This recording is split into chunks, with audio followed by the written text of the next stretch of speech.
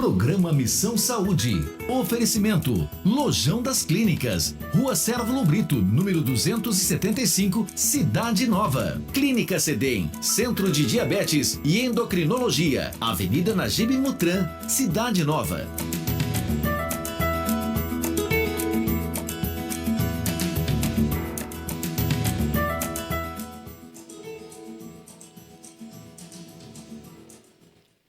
Olá, meu amigo telespectador, minha amiga telespectadora que está aí conosco, mais um programa Missão Saúde na TV. E hoje nós estamos aqui com a convidada, a doutora Daniela Casanova. Ela já esteve em outra oportunidade com a gente, porém, nós não podíamos fechar esse mês de julho sem trazê-la aqui, porque tem uma campanha nacional rodando aí, que é o Julho Verde. Ela vai daqui a pouquinho estar falando mais sobre o que é esse Julho Verde, tá? E hoje nós vamos estar aí com um tema sobre câncer de cabeça e pescoço, né? E ela vai estar abordando aí, tem algumas perguntas aqui para ela estar respondendo, né, doutora Daniela? Isso mesmo, vamos tirar as dúvidas sobre os cânceres de cabeça e pescoço. Já agradecer por ter atendido o convite e estar conosco de novo. Certamente, no primeiro programa do qual você participou, muitos aprenderam, ficaram com muitas dúvidas. Hoje vão aprender mais um pouco. Então, mais uma vez, obrigado. Você que está conosco aí agora, não saia, permaneça até o final. Muitas instruções serão dadas. Certamente, nós estaremos aprendendo muito aqui neste programa.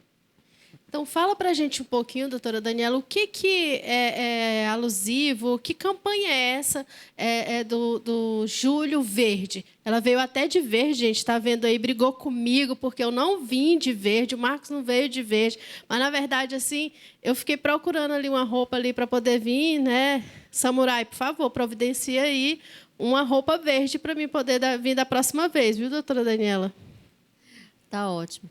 Bom, esse mês é comemorado o Julho Verde. O Julho Verde é um mês que a gente traz para falar sobre a prevenção do câncer de cabeça e pescoço. Essa prevenção, esse mês a gente deixa exclusivamente para falar sobre isso em relação aos cânceres de cabeça e pescoço. Tem um dia específico, que é o dia 27 de julho, né? E desse mês a gente tenta falar algumas coisas sobre os sinais e sintomas precoces, o que a pessoa deve evitar consumir para poder, ou evitar se expor para prevenir o câncer de cabeça e pescoço. Primeiramente, a gente falando sobre sinais e sintomas, eu vou explicar uma diferença entre o que é sinal e o que é sintoma, né? Sinal é aquilo que a gente vê no paciente. E sintoma é aquilo que o paciente relata para a gente que está sentindo. Por exemplo, o paciente pode falar que está sentindo rouquidão. Isso é um sintoma, a gente não vê a rouquidão. E o sinal, por exemplo, a gente pode falar que está vendo, a gente examina o paciente, a gente palpa um nódulo, palpa um caroço, a gente examina uma manchinha, a gente vê uma mancha diferente. Isso é um sinal. Tá bom? Essa é uma pequena diferença para a gente ter uma noção do que seria um sinal e um sintoma. E aí, doutora Daniela, eu queria que a senhora falasse para a gente quais são os tipos de câncer de cabeça e pescoço, para que a gente comece a se situar aí, né, no programa e durante as perguntas tem vários tipos de patologias, mas eu queria que a senhora falasse um pouquinho quais são os tipos de câncer de cabeça e pescoço. Tá. Primeiramente, antes de eu responder essa pergunta, eu gostaria de falar sobre os dados estatísticos dos cânceres de cabeça e pescoço, tá? Está estimado para esse ano de 35 a 40 mil casos de câncer de cabeça e pescoço. No caso dos homens, o câncer de cabeça e pescoço ele vem em segundo lugar, perdendo apenas para o câncer de próstata. E nas mulheres vem em segundo lugar também, perdendo apenas para o câncer de mama e se igualando ao câncer de colo de reto. Então, é muito importante a gente falar, porque o câncer de cabeça e pescoço, ele é um câncer que ele é deformante, né? Ele trabalha com a estética. Trabalha não, né? Ele estraga a estética do paciente. Ele também altera a parte da voz, a parte da deglutição, que é a parte de engolir, a parte de comer. Então, a parte de respirar. Então, para cada tipo de câncer, ele vai atingir um órgão específico do paciente. Aí, quais são os tipos de câncer de cabeça e pescoço? A gente tem a pele, né, que é a pele da face, a pele do pescoço, que são os mais acometidos pelo sol, então é o que mais provavelmente vai ter câncer de pele, né? A gente tem os seios da face. Seios da face são chamados do local da sinusite. Então, são os seios que a gente chama, tá? Não é relacionado à mama. E seios da face é um local de câncer também. As glândulas de saliva, a popular glândula da cachumba é uma glândula de saliva. O câncer de boca, que é um dos cânceres mais prevalentes para cabeça e pescoço, tá? Aí vai incluir a língua, vai incluir o céu da boca também.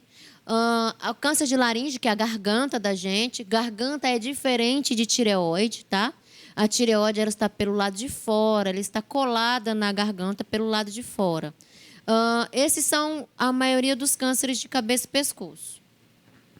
Agora, doutora, falou em boca, em garganta. Nós sabemos que esses órgãos são importantes na alimentação, na comunicação, na parte respiratória também. E antes de iniciar as perguntas, a doutora explicou a respeito de sinais e sintomas. Se nós analisarmos somente essas duas estruturas, a boca e a garganta, para direcionarmos alguns sinais, alguns sintomas, para que os nossos telespectadores possam já iniciar, nesse momento, assim, uma aproximação do nosso tema de hoje. Quais os sinais e os sintomas do câncer de boca e de garganta? Sim, o câncer de boca, geralmente ele está relacionado àquele machucadinho que não cicatriza. Eu estou com uma afta na minha boca. Claro que não é toda a afta, é aquela afta permanente, aquela afta que passa de 2 semanas. E isso deve ser investigado. Serve não só para afta, qualquer sinal ou sintoma que permaneça no corpo do paciente, a gente deve investigar. Então, para o câncer de boca, é aquele machucadinho que não cicatriza. E para o câncer de garganta, seria uma rouquidão. A rouquidão é o principal. Também não é qualquer rouquidão, porque rouquidão é comum. A gente fica gripado, a gente fica rouco. A gente vai para o culto, vai para um show, a gente grita, a gente fica rouco, né? Vem os professores, as pessoas que trabalham com a voz, eles ficam roucos com frequência. Não é essa rouquidão. É aquela rouquidão que não melhora. Rouquidão que passou de 2 semanas, ela também deve ser investigada, assim como as lesões na boca. E aí, doutora Daniela, eu queria saber, assim, existe uma prevenção? Como que se previne o câncer de cabeça e pescoço? Bom, o câncer de cabeça e pescoço se previne com hábitos saudáveis, né? Existe uma lista de fatores que podem causar o câncer de cabeça e pescoço. Por exemplo, primeiro que encabeça a lista é o tabagismo, né? O fumar, ele é o principal fator de risco para um câncer de cabeça e pescoço. O câncer de laringe, 90% dos pacientes que fumam, que os pacientes que têm câncer de laringe são pacientes tabagistas, né? Não é todo paciente que fuma que vai ter um câncer, senão todo mundo que fumasse estava tendo câncer. Claro que tem que ter alguma predisposição genética também, mas o principal é o tabagismo. O álcool, o etilismo, ele não entra isoladamente, ele não entra como fator de risco para um câncer de cabeça e pescoço. Mas, como geralmente ele está associado ao tabagismo, o etilismo potencializa o tabagismo em 10 vezes para um câncer de cabeça e pescoço, né? A alimentação, uma alimentação saudável, também é um fator que vai prevenir. Exposição solar, ele vai prevenir ele vai ter relação com câncer de pele, né? E aí os protetores solares que vão ajudar a prevenir, o uso de chapéu, o uso de boné, evitar a exposição solar. Isso vai prevenir em relação ao câncer de pele. O câncer de lábio inferior, por exemplo, ele também está relacionado à exposição solar. Ele não é relacionado ao cigarro, por exemplo, exceto o charuto, porque o charuto tem a tendência a queimar os lábios. Nitrosaminas. As nitrosaminas, elas estão relacionadas a comidas que são guardadas por muito tempo, condimentadas. Então, eles também estão relacionados. Então, aquelas Pessoas que têm o hábito de comer enlatados e embutidos com muita frequência, eles também estão predispostos a câncer de cabeça e pescoço. Pessoas que são muito expostas a fogão a lenha, também. Pessoas que trabalham com pó de madeira, também são predispostas ao câncer de cabeça e pescoço. Cada sítio ele tem uma relação com alguma exposição. Tem um vírus que chama Epstein-Barr, ele também está relacionado com câncer de rinofaringe ou nasofaringe, que é a mesma coisa, que seria a parte posterior, na parte lá de trás do nariz. Então, cada órgão tem relação com um tipo de exposição. O câncer de tireoide, ele tem relação com a radiação ionizante. Pessoas que trabalham com raio-x, por exemplo. Não é fazer raio-x de vez em quando, fazer uma tomografia de vez em quando. É ser exposto com muita frequência, trabalhar nessa área, por exemplo. Ou pessoas que foram expostas à bomba de Hiroshima e Nagasaki, naquela época, pessoas que tiveram alto índice de aumento de câncer de tireoide. Aquele incidente que teve em Goiânia, acidente nuclear, também aumentou essa exposição. É uma exposição prolongada, no caso da exposição de raio-x, e, no caso, uma exposição muito forte, no caso dessas radiações por bombas, por exemplo. Agora, doutora, falou a respeito do tabagismo, de algumas patologias, e aí passei a pensar a respeito do seguinte: crianças, por exemplo, que não têm contato com o tabagismo, adolescentes até, assim, também estão expostos a esse risco elevado de câncer de boca, de garganta? Bom, o câncer de boca, é um câncer que está aumentando a incidência em pessoas jovens, devido ao HPV, que é um vírus sexualmente transmissível, devido ao sexo oral desprotegido, Então, ele não é propriamente em crianças, não é em adolescentes. A partir dos 30 anos, tem aumentado a incidência do câncer de boca relacionado ao HPV, que é um vírus que potencialmente faz as células da boca se transformarem em células malignas. Então, ele aumentou essa incidência em pessoas mais jovens. Criança e adolescente pode ter câncer? Pode, porque tem um fator genético também. Assim como existe câncer de tireoide em criança. Não foi algo que ela provocou uma exposição a alguma coisa, mas tem um fator genético que causou isso. Então, criança e adolescente também pode ter câncer. Tem história de paciente que opera de câncer com 30 anos. Ele não teve, nunca fumou. É um paciente que, por uma alteração genética, ele já é predisposto a um câncer. Então, ele já desenvolveu isso numa idade que não era o comum de desenvolver. Então, não é só idoso, não é só pessoas mais velhas que têm câncer, tá?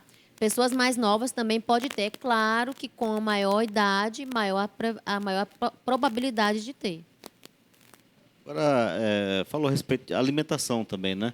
Sim. Em crianças, o erro alimentar, ou a alimentação à base de muitos alimentos já pré-elaborados e adquiridos em supermercados, deixando o hábito natural da alimentação natural, predispõe ou favorece o desenvolvimento de câncer na boca ou na garganta?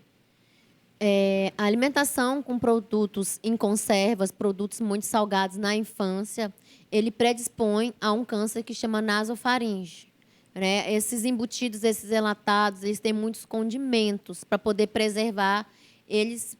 Por muito tempo, a gente compra uma carne em lata, por exemplo, ela vale 2 anos. Como é que ela vale 2 anos? Ela tem muitos condimentos ali dentro para poder preservar. E isso favorece o câncer de nasofaringe, que seria a parte do nariz que fica bem mais atrás, uma parte que a gente não vê. Então, esse tipo de câncer é favorecido pela alimentação. Uma boa alimentação rica em frutas e verduras, ela também previne o câncer de boca. Outra coisa também que a gente tem que observar é a questão de prótese. Prótese dentária que está machucando, ela também é um fator para o câncer de boca. Nós já estamos caminhando aí para encerrar o primeiro bloco, viu que são muitas informações, passa muito rápido, E eu já gostaria de deixar aqui uma pergunta para a doutora Daniela responder no segundo bloco, a seguinte pergunta: sobre refluxo gastroesofágico. Ele é um fator que causa câncer de laringe? E ela vai estar respondendo aí no próximo bloco. Não saia daí, fique aí, ligado. Missão Saúde na TV.